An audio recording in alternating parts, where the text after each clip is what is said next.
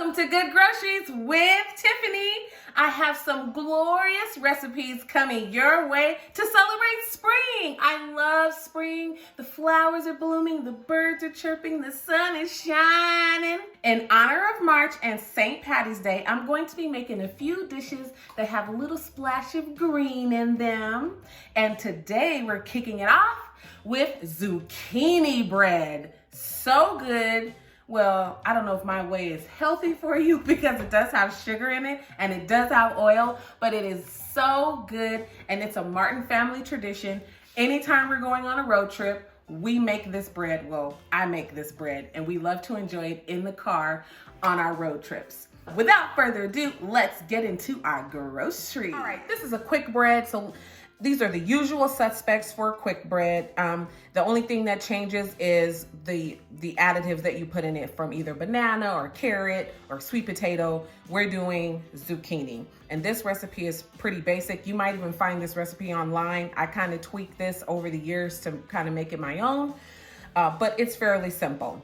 Quick breads always start with flour, and the general rule of thumb is 3 cups of flour. That will yield you 2 loaf pans of bread. 3 cups of flour, half a cup of sugar, 1 cup of firmly packed brown sugar, 3 eggs, baking soda, baking powder, good vanilla, teaspoon of salt, 2 teaspoons of cinnamon. We have vegetable oil here, 1 cup, and we have 3 cups of shredded zucchini. All right, let's put our groceries together. Bring my measuring spoon in, scoot that over. We're going to put our dry ingredients together first. Believe it or not, sugar is actually considered a wet ingredient, so you don't want to mix that in with your flour yet. So we have our 3 cups of flour here. I'm going to add a half a teaspoon of baking soda. That's all we need. Really, that's all I like because I don't like the taste of baking soda, so I've tweaked the recipe to not have as much. All right, and then you want to put, this is a half a teaspoon measure, so I'm going to do it twice. So I want 1 teaspoon of baking powder, actually 1.5 teaspoons of baking powder. All right, our cinnamon and our salt. And you want to whisk that together till well combined. Do you see those flecks of cinnamon running throughout?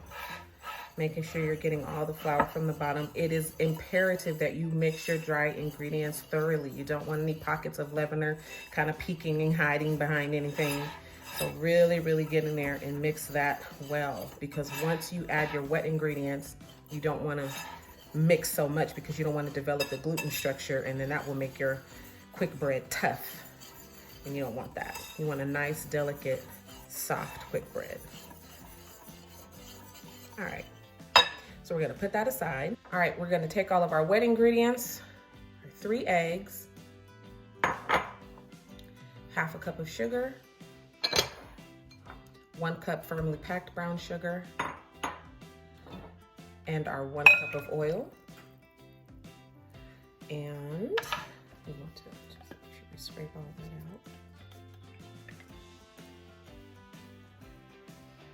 out. And same whisk, and you want to just break that up and whisk this together really, really well.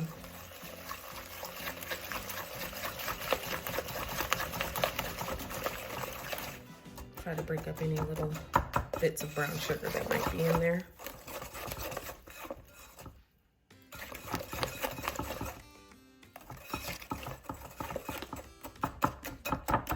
Oops, I forgot my milk. Hold on a sec. Need a half a cup of evaporated milk, not regular milk, evaporated milk. It's just a little thicker. Add that in there. Don't trip, we just cooking. Don't get all frazzled.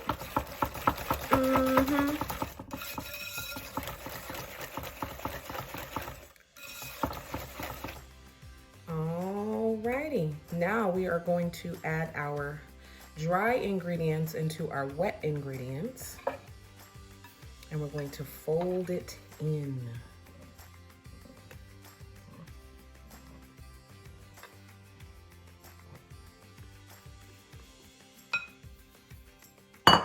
And when you're making a quick bread where you're adding some sort of vegetable or fruit, if you have a fruit that is diced like apples, then you want to take a little bit of your flour mixture and coat the apples so that they don't sink to the bottom. Same with chocolate chips, nuts.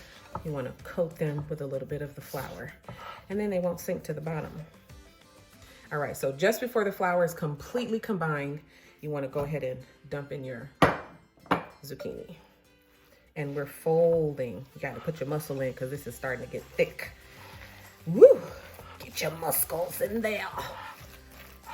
Turn your bowl, mix it well. Try to make sure there are no dry bits. You don't need a stand mixer or a hand mixer for this.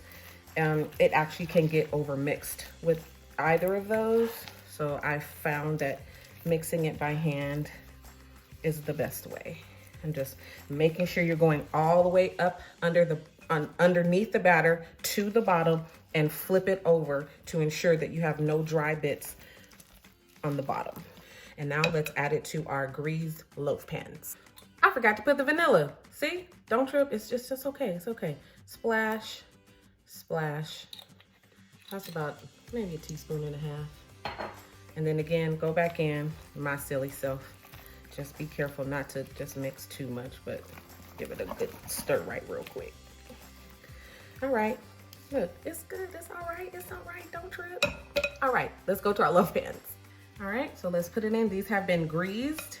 You can use a non-stick spray, you can use Baker's Joy, you can use just oil, just your favorite pan release.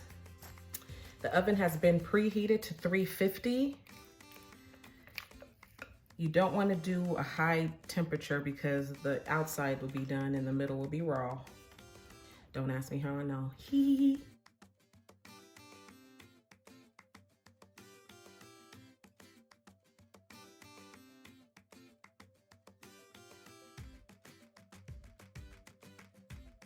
And I put it on the baking sheet just for easy transport in and out of the oven. All right, so you're gonna let it bake. You want this to go for about 45 to 55 minutes. Again, everyone's oven is different, so you'll need to check it. Insert it, a toothpick or a butter knife, making sure that it comes out clean. You don't want any crumbs. You also don't want to overcook it so that it's dry. But 45 to 55 minutes, and we are gonna have us some scrumptious zucchini bread. All right, it has been 55 minutes. That's how long it took for mine to get done. And this house smells so good. All right, we want to flip it out. I let it cool in the pan for a little bit. And it should, if it doesn't come out easily, you just take your knife and run it along the edge and it should just pop right out. Look at that. Look at that beautiful bread. Look at that beautiful bread. Now you want to slice it with a serrated knife. That's a knife that looks like so. And that'll help keep your crumb intact while you are slicing it. And I'm just gonna go in for a taste. Ooh, look at that. See those flecks of green in there? Now you can add nuts. My family doesn't like nuts, so that's not how we eat it. So I'll just get a little piece off. And look, it's soft and it's moist. I like to have it with a little bit of cream cheese, just a little bit of cream cheese, just like so. You can have it with butter or jam. Let's go in for a taste. Ooh, ooh,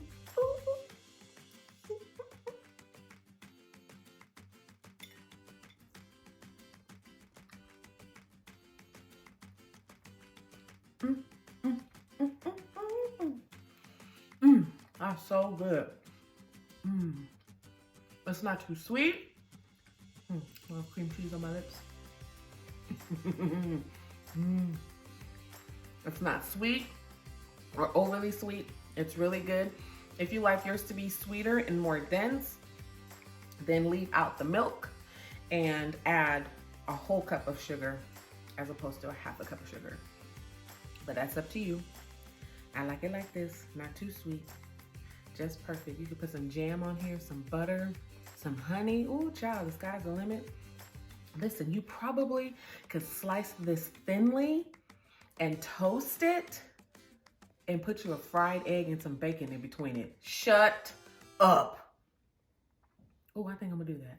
I think I'm gonna do that. But anyway, make this recipe. You have to make this recipe. Stay tuned for my other videos that will include an ingredient that is green for our green spring fling. I'm so happy that you tuned in. Subscribe and share and like and enjoy your spring. I love you. Thank you for watching. Mwah!